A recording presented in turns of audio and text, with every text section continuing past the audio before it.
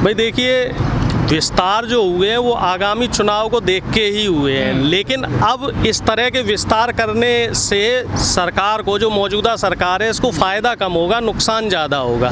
क्योंकि इसमें से बहुत से ऐसे इनके मंत्री थे जो कद्दावर मंत्री थे और जिनकी पार्टी के प्रति निष्ठा थी, उनको आपने अगर इस समय मंत्रिमंडल से हटा दिया है तो जो इनके लोग हैं, जैसे एक हम जिक्र करें अगर संतोष गंगवार जी का, तो ये बरेली से 7 या 8 बार MP बने हैं। इनकी अच्छी छवि है क्षेत्र में और कुर्मी समाज के बहुत से लोग इनसे जुड़े हुए हैं। इनको मंत्रिमंडल से हटा के अपना दल की अनुप्रिया पटेल जी को राज्य मंत्रालय दिया गया है। तो ये तो वही बात हो गई, कुर्मी समाज का जो है उत्तर प्रदेश में काफ़ी वोट है, 14-15% वोट है कुर्मी समाज का।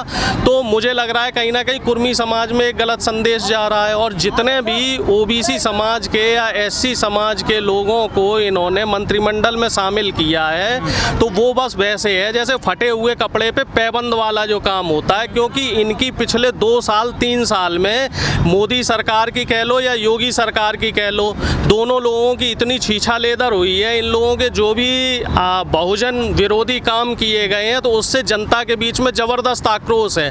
अगर हम उत्तर प्रदेश की बात करें तो उत्तर प्रदेश में OBC समाज और दलित समाज के साथ सरकार ने और शासन प्रशासन ने खुले तौर पे बहुत ही ज़्यादा शोषण किया है और शोषण करने वाले जो लोग हैं वो भी इन्हीं की पार्टी के सवर्ण समाज के लोग रहे हैं। तो इससे जो जनता में संदेश गया है वो संदेश आपने जिला पंचायत सदस्य और BDC मेंबर के जो चुनाव हुए उसमें आपने देखा होगा कि जनता ने इनको 20% से कम सीटें दी हैं। टोटल जो सीट मिलनी चाहिए थी इनको 3055 सीटें अगर हम बात करें जिला पंचायत सदस्य की, तो उसमें सिर्फ बीजेपी को 581 सीटें मिली। तो आपको नहीं लगता बीजेपी अब OBC और दलित की राजनीति कर रही है जिस प्रकार का मंत्रिमंडल? नहीं, कोशिश कर रहे हैं, ये वही है ना, सफल नहीं होंगे साहब। अगर सफल हो रहे होते तो आप देख लेते ना साहब, यहाँ पे जो इस समय इनको जैसे जिला पंचायत सदस्य में हाईजैक किया था इन्होंने, जिला पंचायत सदस्य प्रत्याशियों को, जो प्रत्याशी नहीं माने उनके घर तोड़वाए थे, तो ये तानाशाही है ना। अब BDC वाले भी आप देख रहे होंगे, कल से परसों से न्यूज चल रही है कि BDC मेंबर्स के खिलाफ जबरन उनको पहुंचने नहीं दिया जा रहा है, कई जगह उनके साथ बदसलूकी की जा रही है। तो ये सब दिखा रहा है शासन और प्रशासन की नाकामियों को,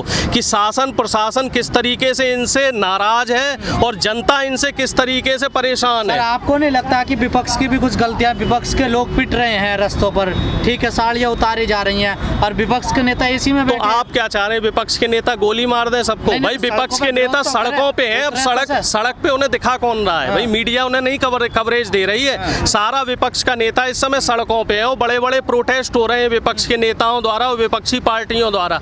लेकिन बात वहीं आ जाती है ना घूम फिर के, जो लोकतंत्र का चौथा स्तंभ है जिसे हम मीडिया कहते हैं, मीडिया इस समय भारतीय जनता पार्टी के हाथों की गुलाम बनी हुई है। तो इस चीज को कौन दिखाएगा? अब आप जैसे लोगों को, कुछ 2-4 लोगों को खबरें दिखाई जाती हैं, 2-4 लोगों, तो भाई जो 2-4 निर्भीक पत्रकार है, मुझे लगता है उन्हें भी डरा धमका दिया जाता है। जो OBC की राजनीति करते थे, SC ST दलित की, वो अब राजनीति कर नहीं रहे, उसे बीजेपी ने हाईजैक कर लिया। नहीं, अभी भी बहन जी की बात कर लो या अखिलेश जी की बात कर लो या ओवैसी की बात कर लो, ये जितने भी लोग हैं अभी भी राजनीति कर रहे हैं। बस बात वही है, ना तो प्रिंट मीडिया इनको दिखा रहा है और ना ही इनको मेन स्ट्रीम मीडिया दिखा रहा है। 2022 के चुनाव में आप देख लेना, अभी एक सर्वे हुआ था, उस सर्वे में ये आ रहा है कि भारतीय जनता पार्टी की उत्तर प्रदेश में 100 से 110 सीटें आएंगी। कल ही सर्वे हुआ है। उत्तराखंड में ये शासन सत्ता से बाहर जा रहे हैं और हिमाचल प्रदेश में भी ये बाहर जा रहे हैं। तीनों राज्यों का जो सर्वे है वो ये बता रहा है साफ तौर से कि भारतीय जनता पार्टी तीनों राज्यों में सत्ता में नहीं आएगी। यही वजह है कि हिमाचल प्रदेश में जो अनुराग ठाकुर जैसे जो नेता हैं, जो अभद्र टिप्पणियां करते हुए अभी दिल्ली में पाए गए थे ना, कि अशोभनीय टिप्पणियां की थी उन्होंने, उनको प्रमोट करके मंत्रिमंडल में शामिल किया गया है। तो बीजेपी में ऐसा है है, जितने आप बदतमीज रहोगे, आप जितनी बदतमीजी से बात करोगे, लोकतंत्र विरोधी बात करोगे, संविधान विरोधी बात करोगे, आप बीजेपी में उतनी जल्दी प्रमोशन पाओगे। आप इतिहास उठा के देख लो। रविशंकर, प्रकाश जावड़ेकर ये बदतमीज नहीं थे, ये लोग पढ़े लिखे लोग थे, थोड़े समझदार लोग थे, इनकी जनता के प्रति थोड़ी निष्ठा थी, जनता से जुड़े हुए लोग थे, चुने हुए लोग थे, पुराने लोग थे। ये मोदी सरकार के हिसाब से काम नहीं कर पाए होंगे, तो हो सकता है मोदी सरकार इनसे खिन्न। इस्तीफा हुआ। बिल्कुल बिल्कुल, ये सब वही लोग हैं जो मोदी जी, अमित शाह जी और जो आरएसएस ने जिस तरीके से चाबी भरी है, तो जब तक ये चाबी के हिसाब से चलते रहे तब तक ये चलते रहे।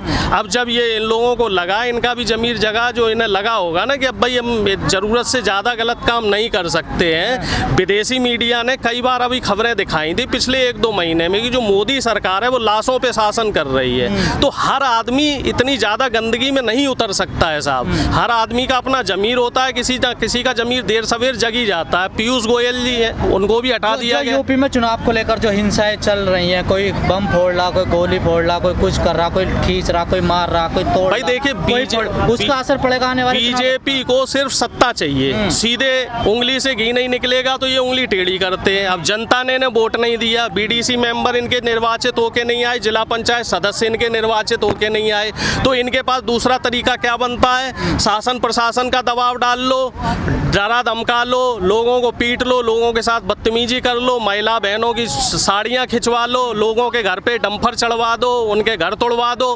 तो इस चीज़ का इनको ये नहीं समझ में आ रहा है कि देश में लोकतंत्र है अभी, और इस लोकतंत्र का जो है ना, ये जवाब ये वोट से जनता देगी। बंगाल में इन्होंने रिजल्ट देख लिया है, बंगाल में इनकी हालत क्या हुई है। और जो प्रशासन तो कह रहा है चुनाव ठीक हो रहे हैं। चुनाव कैसे ठीक हो रहे हैं? जो बीजेपी जीत रही है तो चुनाव ठीक हो रहे हैं। बंगाल में बीजेपी हारी थी तो चुनाव ठीक नहीं हो रहे थे। उसके बाद में फिर बीजेपी के लोगों ने ही हिंसा करवाई। जो बंगाल में हिंसा हुई, राष्ट्रपति शासन वहाँ लगा हुआ था और बीजेपी के लोग ही हिंसा करवा रहे थे, बीजेपी के नेता ही उसमें अनशन पे बैठ रहे थे। कोई समझाने वाला हो कि जब तक मुख्यमंत्री शपथ नहीं लेता है तब तक राष्ट्रपति शासन ही लागू रहता है। तो इन लोगों का सीधा सीधा सिस्टम ऐसा ही रहता है कि इन्हें इन प्रकारेण सत्ता चाहिए, सत्ता और सत्ता और सत्ता। भूखे नंगे लोग हैं। ज्यादा सवाल खड़े होते हैं। तो मीडिया अपनी निष्ठा खो चुकी है। मीडिया ईमानदारी से काम नहीं कर रही है। मीडिया एक तरफा खबरें दिखा रही है। ईमानदारी से काम करा मीडिया ने ईमानदारी से काम किया है, तभी बीजेपी के लोग शासन में आए हैं। ये मीडिया का और पुरानी जो सरकार है उनका ही किया धरा था, या उनका मान लो पुरानी जो कांग्रेस के लोग कोसते हैं, तो ये कांग्रेस का बड़कपन था जो अन्ना जैसे आंदोलन को और जितने आंदोलन 2011-12 के टाइम पे हुए थे दिखाने दिया गया। अब आज की डेट में आप देख लीजिए, कोई भी प्रोटेस्ट होता है, कोई भी आंदोलन होता है, क्या मेन स्ट्रीम मीडिया उसको ईमानदारी से दिखा रहा है? 8वां महीना चल रहा है किसान आंदोलन का, क्या किसान आंदोलन को मेन स्ट्रीम मीडिया दिखा रहा है? और इस तरीके से कितनी जातीय और सांप्रदायिक रूप से दंगे और ये सब चीज़ें जो चल रही हैं उत्तर प्रदेश में, क्या मेन स्ट्रीम मीडिया इनको दिखा रहा है? नहीं दिखा रहा है। मेन स्ट्रीम मीडिया सिर्फ एक तरफा खबरें दिखाता है। मेन स्ट्रीम मीडिया क्या दिखाएगा जी? हिंदू मुस्लिम करवा लो, मुस्लिम फरसा लिए खड़ा हुआ है ना, अखिलेश यादव ने ये कर दिया, बहन जी ने वो कर दिया, कांग्रेस ने वो कर दिया। ये नहीं दिखाएंगे कि बीजेपी के शासन में क्या क्या घोटाले हो रहे हैं। चाहे वो बेरोजगारी को लेके देख लीजिए आप, जो अभी नौकरी में उत्तर प्रदेश सरकार में माननीय योगी आदित्यनाथ जी ने जो घोटाले किए हैं, आरक्षण के नाम पे सवर्णों को जो है लगभग 11,000 से ज़्यादा सीटों पे जो आरक्षित सीटें थी, जिसमें ओबीसी SC ST के लोगों को नौकरी देनी चाहिए थी, वहाँ सवर्णों को नौकरी दे दी। महंगाई में देख लीजिए आप, फेल हो रखी है। जगह जगह कालाबाजारी करते हुए बीजेपी के लोग पाए जा रहे हैं, और महिला सुरक्षा आप देख ही रहे हैं, कल ही आपने इसका नमूना देखा होगा। तो बीजेपी सरकार पूरी तरीके से फेल है, और जनता इसका जवाब 2022 में देगी, बीजेपी को शासन सत्ता से बाहर करेगी।